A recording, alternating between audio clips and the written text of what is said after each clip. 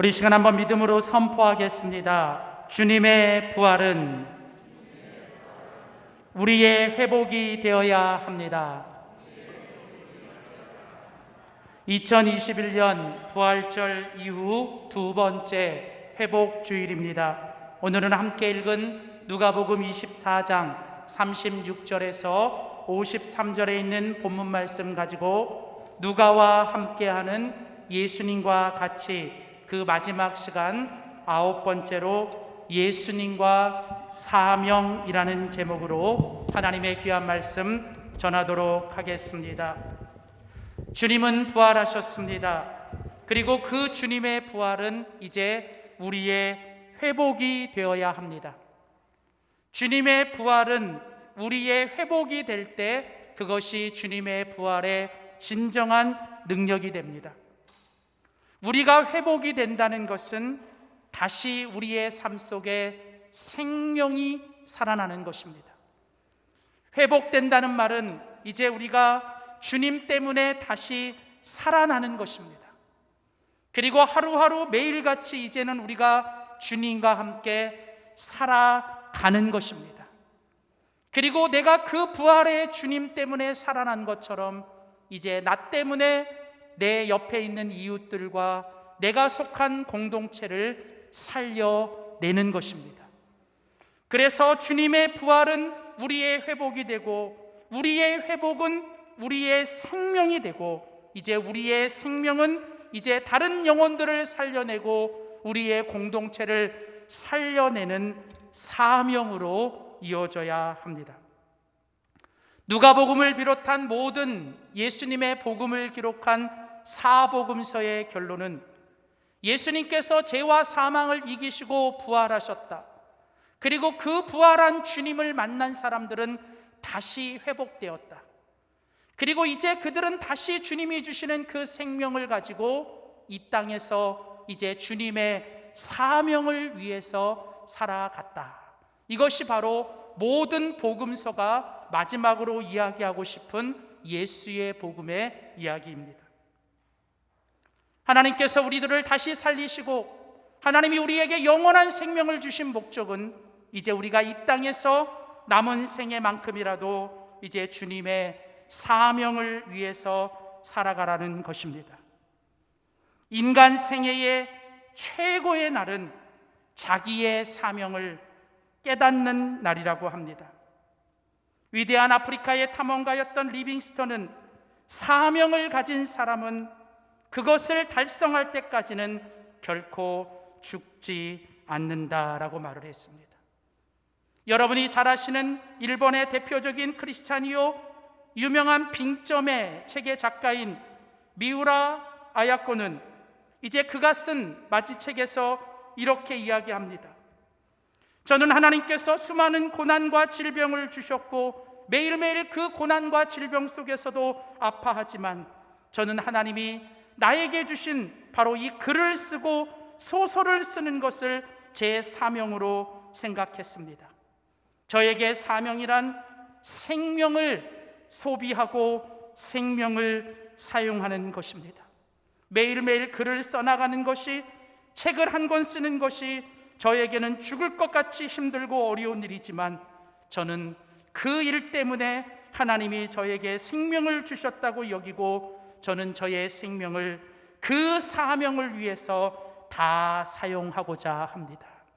사랑하는 성도 여러분, 우리의 생명은 주님이 주시는 사명을 만날 때 여러분 우리의 인생은 위대한 인생이 되는 줄 믿습니다.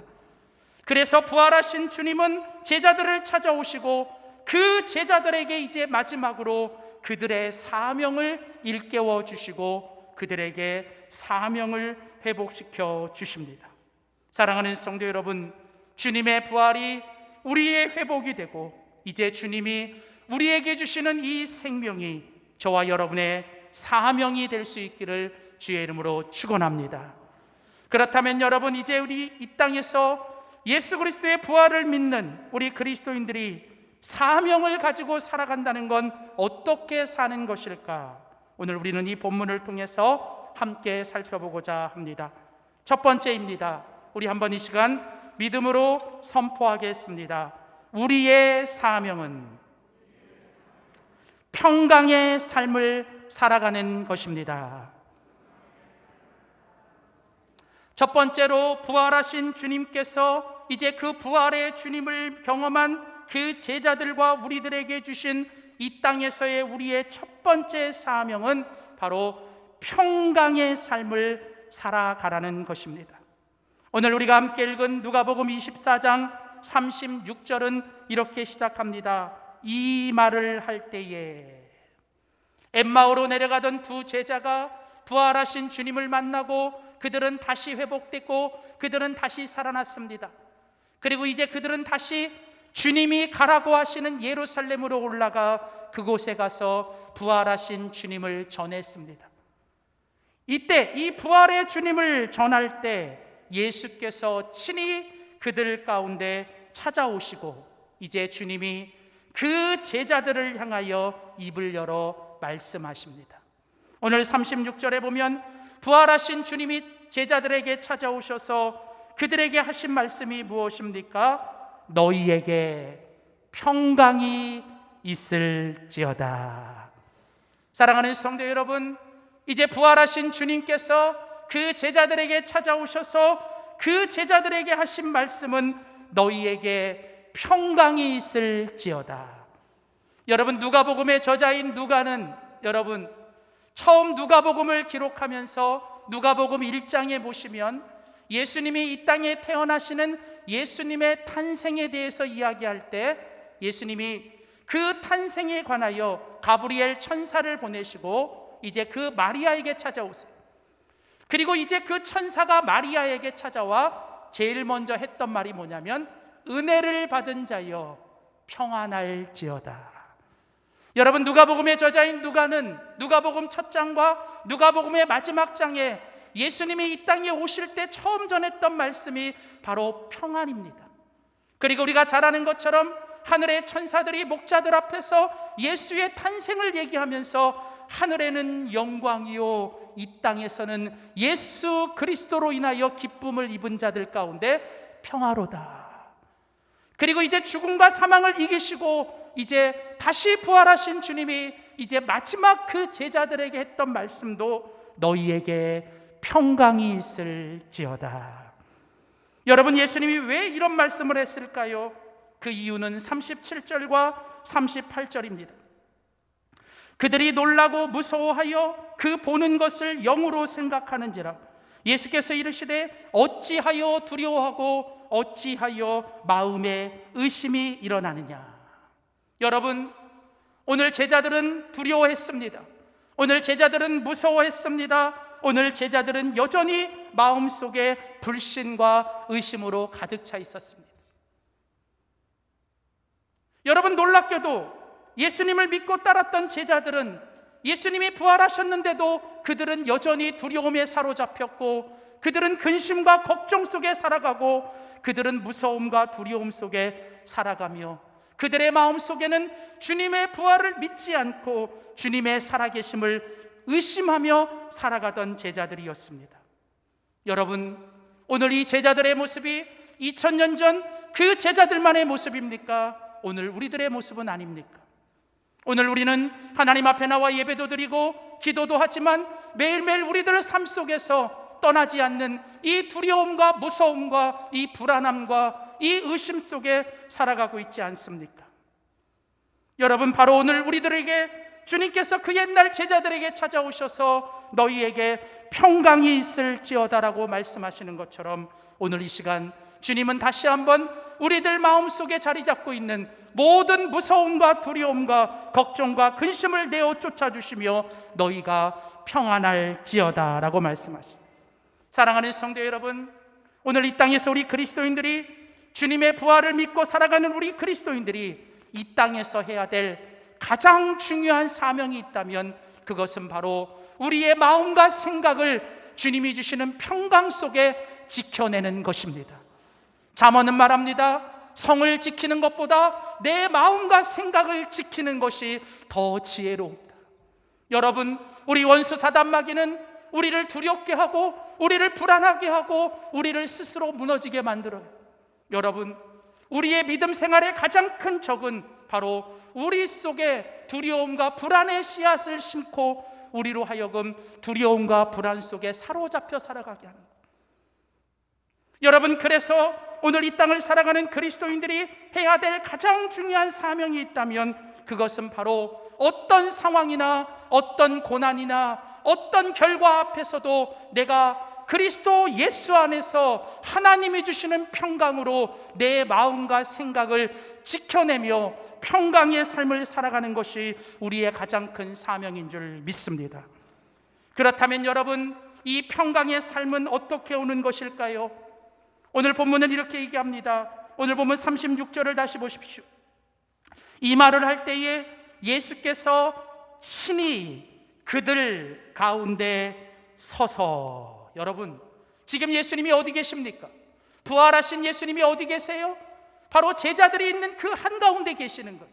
제자들의 삶의 현장, 제자들의 일상, 제자들이 있는 그곳에 우리 주님은 그곳에 함께 계십니다.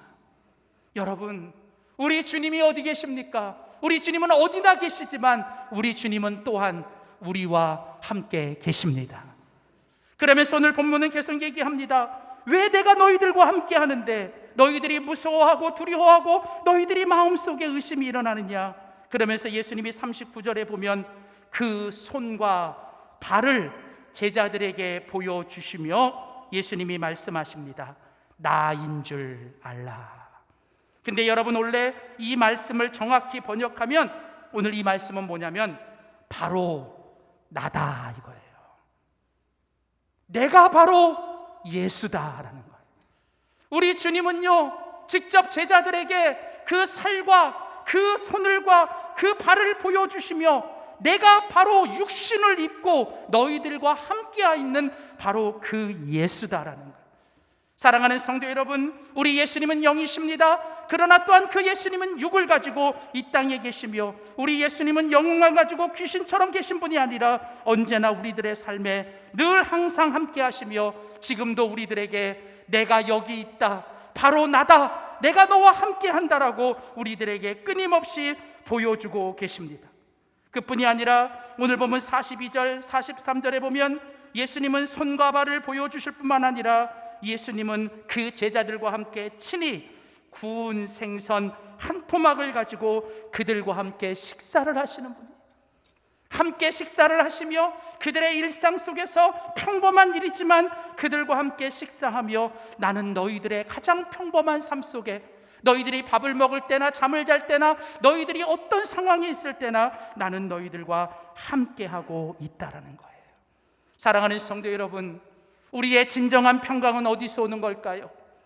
여러분, 예수님이 이 땅에 계실 때 요한복음 14장 27절에 예수님이 제자들에게 말했습니다. 나의 평안을 너희들에게 주노라. 내가 너희에게 주는 평강은 세상이 주는 것과 같이 아니하다. 여러분, 예수님은 두 가지 평강을 얘기해요. 세상이 주는 평강과 주님이 주시는 평강. 여러분, 세상이 주는 평강은 무엇입니까? 일시적인 거예요. 세상이 주는 평강은 조건적인 것입니다. 세상이 주는 평강은 외부적인 것입니다. 다시 말하면 그 조건이 사라지고 그 외부적인 것들이 변해버리면 내 안에 있었던 평강도 사라지는 거예요. 그러나 여러분, 주님은 내가 너희에게 주는 평강은 세상과는 다르다. 내가 너희에게 주는 것은 일시적인 것이 아니라 영원한 것이다. 내가 너희에게 주는 평강은 어떤 외부적인 것이 아니라 내부적인 것이고 내가 너희에게 주는 평강은 조건적인 것이 아니라 바로 나로 인하여 너희들에게 주는 것이다.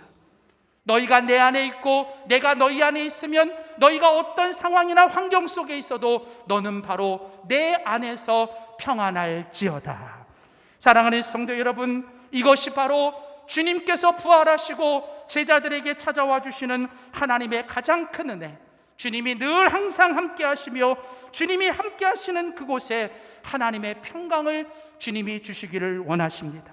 사랑하는 성도 여러분, 우리 그리스도인들이 이 땅에서 평강의 삶을 살아간다는 것은 오늘 여기서 말하는 이 평강은 바로 성경의 언어로 말하면 샬롬인 거예요. 여러분, 샬롬이라는 말이 무엇입니까? 이 샬롬이라는 것은 하나님과 올바른 관계 속에 주어지는 평안이에요.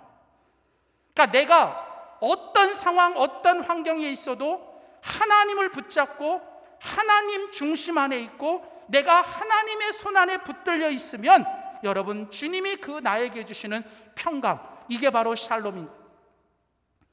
시편에 보면 시편 기자는 어린아이가 마치 젖된 어린아이가 어머니의 품속에 있는 것 같은 평안, 세상에 난리가 나고 세상에 별일이 있어도 그저 이 어린아이는 아무것도 모르고 그냥 엄마 품속에만 있으면 여러분, 세상 모르고 잠을 들고 세상 모르고 평안함을 누리는 바로 그 평강이 바로 우리 부활하신 주님이 우리 그리스도인들과 공동체에 주신 하나님의 가장 큰 선물인 줄 믿습니다. 그래서 여러분, 우리는 평강의 삶을 살아내기 위해 매일매일 우리는 샬롬의 삶을 살아야 돼요.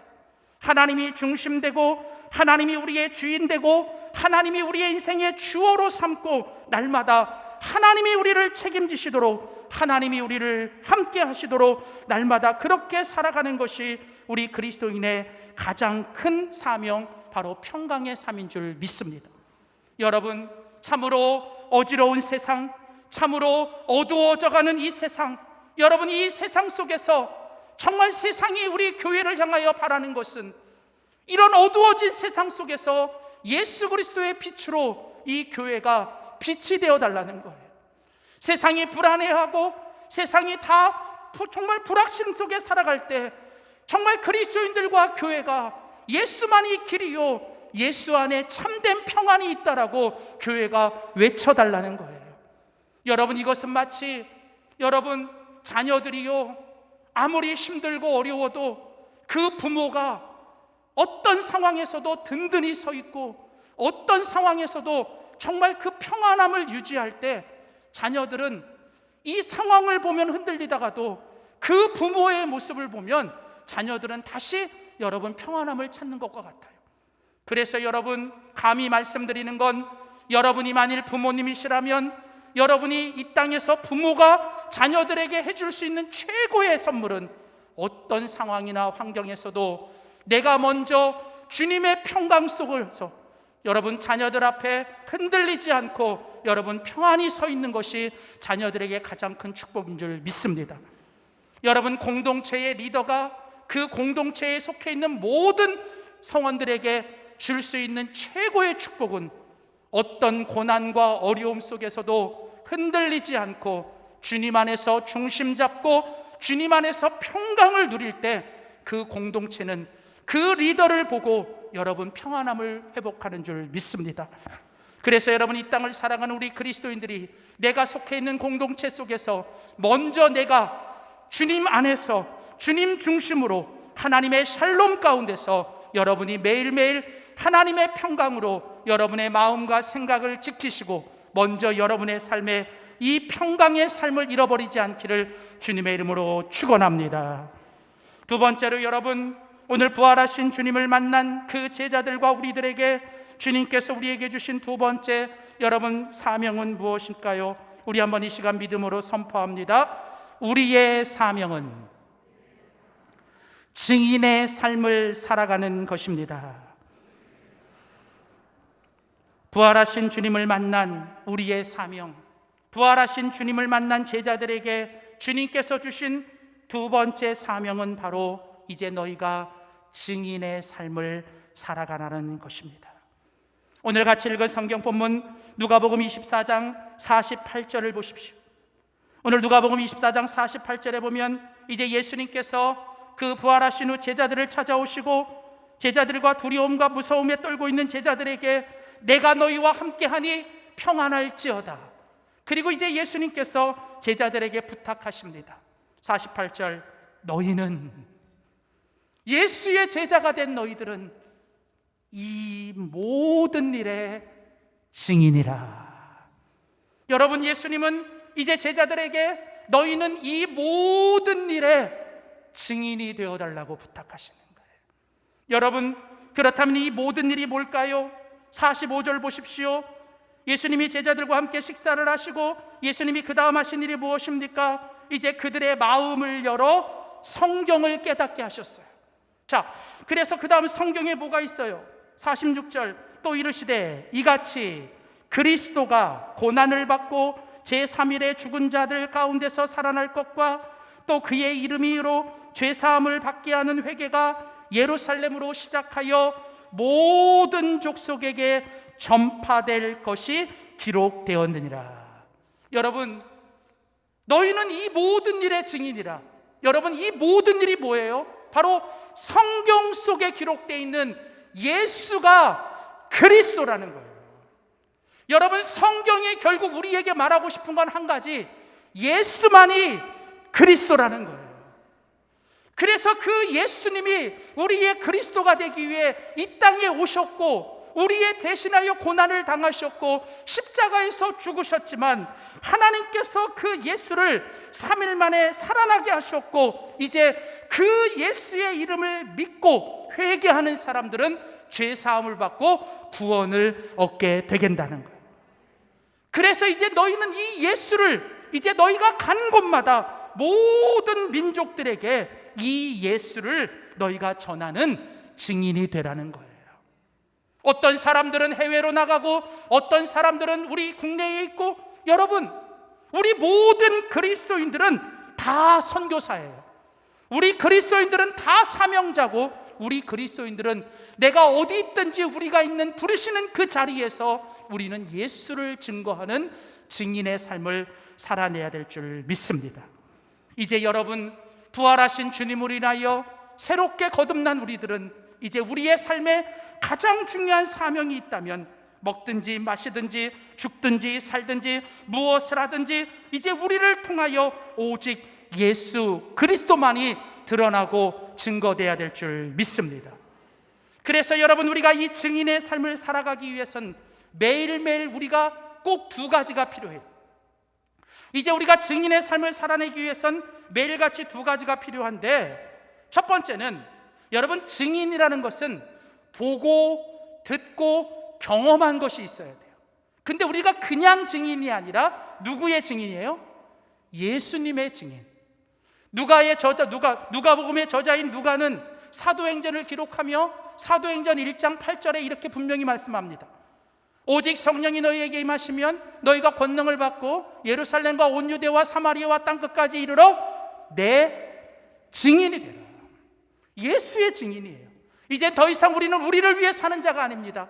세상에서 나를 자랑하고 나를 드러내고 이 세상에 있는 것들을 자랑하며 살아가는 그런 인생이 아니라, 여러분, 건강할 때나 병약할 때나 성공할 때나 실패할 때나 우리가 어떤 삶이 주어질 때나 이제 우리는 오직 우리 속에서 예수만이 증거돼야 돼요.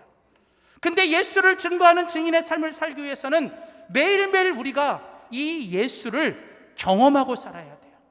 매일 예수님을 눈으로 보고 매일 예수님을 귀로 듣고 매일 예수님을 이 손으로 만져보고. 근데 우리가 어떻게 합니까? 바로 성경의 말씀을 통해서 해야 되는 거예요. 여러분, 예수님은 지금 말씀을 통해 우리와 함께 하시는 거예요. 그래서 여러분, 부활하신 주님이 제자들에게 찾아와 하신 일이 무엇입니까? 45절에 보면 그들의 마음을 열어 성경을 깨닫게 하신 거예요. 여러분, 주님은 말씀을 통해 제자들에게 만나 주셨고 제자들은 말씀을 통해 예수를 보고 예수를 듣고 예수를 경험한 것입니다. 그래서 그들은 예수의 증인이 됐던 거예요. 오늘 우리도 마찬가지. 우리가 매일매일 하나님의 말씀을 읽고 말씀을 묵상하고 말씀을 암송하고 말씀을 필사하면서, 여러분, 우리는 그 가운데서 예수님을 만나고 경험해야 된다는 거예요. 여러분, 그런데요, 이 주님의 말씀대로 살아갈 때 우리에게 또 반드시 필요한 하나가 있는데 그게 뭐냐? 오늘 같이 읽은 성경 49절입니다. 예수님은 이제 너희가 예수의 증인이 되라고 말씀하시고 예수님이 마지막으로 그들에게 한 가지를 약속하십니다. 볼지어다 내가 내 아버지께 약속하신 것을 너희에게 보내주리니 너희가 위로부터 하늘로부터 능력을 입힐 때까지는 이 성에 머물러 있으라. 예수님께서 하나님 아버지의 이름으로 약속하신 것, 하늘로부터 내려오는 그 능력, 이것이 무엇입니까? 바로 성령인 거예요. 사도행전 1장 8절에 아버지가 약속하신 그 성령이 너희에게 임하시면 너희가 뭘 받아요? 권능을 받는 거예요. 여러분, 그래서 여러분, 우리가 그리스도인으로서 이 땅의 사명을 감당하는 증인의 삶을 살아가기 위해 우리는 매일같이 한 손에는 성경을 들고 또 다른 한 손에는 하나님의 성령을 붙잡고 우리는 날마다 이 하나님의 말씀과 성령으로 살아갈 때 우리는 매일매일 우리들의 삶 속에서 예수 그리스도를 보고 예수 그리스도를 듣고 예수 그리스도를 깨닫고 경험하며 살아갈 줄 믿습니다. 예수를 깨닫는 건 세상의 지식이 아니에요. 예수를 깬다는 건 세상의 경험이 아닙니다. 오직 예수님을 깨달을 수 있는 건 성령님인 거예요. 그래서 여러분, 우리는 매일같이 성령 충만해야 되고 우리는 매일같이 하나님의 말씀을 가지고 살아갈 때 우리는 모든 사건 속에서 모든 만남 속에서 우리는 예수를 보고 예수를 듣고 예수를 경험하게 되는 줄 믿습니다. 내가 보고 내가 듣고 내가 맛을 봐야 여러분 누군가에게 전거할 수 있는 거예요. 그래서 여러분, 증인의 삶을 살기 위해선 여러분이 매일같이 여러분의 삶의 자리에서 하나님의 말씀과 성령으로 살아가시고 이제 그러면서 증인이 살아가는 두 번째 모습은 이제는 나는 죽고 내 안에서 그리스도만 영광을 받게 사셔야 돼요. 성경이 증인이라 말할 때 이 증인이라는 단어는 바로 순교자라는 뜻이에요. 여러분, 증인의 삶은 매일매일 나를 십자가에서 죽이고 나를 부인하고 내가 드러나는 게 아니라 나를 통해 주님만이 드러나시도록 매일같이 나를 죽이고 내가 죽은 그 자리에서 예수만이 드러나는 삶을 살아내는 것. 때로는 그 예수님을 위해서는 기꺼이 내 자존심도 죽일 수 있고 그 예수님을 위해서는 내 감정도 죽이고 내 성질도 죽이고 내 뜻도 죽이고 내 소리도 죽여가며 예수님과 예수님의 교회와 예수님의 영혼들을 위해서는 나를 죽이고 예수님만 드러나게 만드는 것. 더 이상 세상 사람들처럼 내가 가진 것, 내가 누리는 것, 세상에 있는 그것들을 자랑하는 삶이 아니라 그것들은 다 죽어 없어져 이제는 배설물처럼 여기고 이제 오직 하나 예수 그리스도만 자랑하며 살아가는 참된 증인의 삶을 살아가는 우리 모두가 되기를 주의 이름으로 축복합니다. 세 번째, 마지막으로 여러분, 이제 부활하신 주님을 만난 우리들에게 주님께서 주신 마지막 세 번째 사명은 무엇일까요? 우리 한번 믿음으로 선포합니다. 우리의 사명은 찬양의 삶을 살아가는 것입니다. 그렇습니다. 이제 부활하신 주님을 만난 제자들, 그리고 이제 부활하신 주님을 만난 우리들은 이 땅에서 어떻게 살아가야 되느냐? 날마다 늘 주님의 임재 속에서 하나님을 찬송하며 살아가야 합니다. 오늘 같이 읽은 성경 50절입니다. 이제 마지막으로 예수님께서 이제 그 제자들을 데리고 베다니 앞까지 나가사 이제 마지막으로 그들에게 손을 들어 그들을 축복하시고 51절에 보면 이제 그들을 떠나 어디로 가셨어요? 하늘로 가셨어요. 여러분, 이때 이 하늘은 스카이, 우리 눈으로 보이는 저 하늘이 아니라 헤븐이라는 말은 저 하나님의 임재, 어디나 계시고 언제나 계시고 항상 계시는 그것이 하늘이에요. 그래서 여러분, 예수님이 주기도문을 가르치실 때 하늘에 계신 우리 아버지라고 말하는 것은 바로 이거예요. 하나님이 어디나 계시고 언제나 계시고 항상 계시는 하나님의 임재를 얘기하는 거예요. 내가 어디를 가든지 내가 어떤 상황에 있든지 하나님은 어디 계세요? 거기에 계시는 거예요. 그래서 예수님이 하늘로 가신 거예요. 여러분, 자, 그러면서 이제 그 하늘로 가신 예수님 앞에서 이제 부활하신 제자, 주님을 만난 제자들이 그 다음 한 일이 무엇입니까? 52절, 그들이 그 예수에게 뭐 했어요? 경배하고. 여러분, 여기서 이 경배라는 말은 나를 낮추어 하나님을 높이는 거예요. 근데 여러분, 이 경배 가운데 반드시 있어야 되는 모습은 뭐냐면 우리의 마음의 중심과 우리의 모든 시선이 바로 주님을 향하여 눈을 들어요. 경배라는 말은 이제 내 눈을 들어 그 하늘을 보며 그 주님을 바라보는 행위가 바로 이 경배인 거예요. 그러니까 여러분, 예배는 무엇입니까? 우리가 오늘도 찬양할 때 그 찬양했잖아요. 예수로 나의 구주 삼고. 여러분, 우리가 예배 가운데 나와 뭐 하는 거예요? 찬양과 경배하는 거예요. 찬양과 경배는 뭐예요?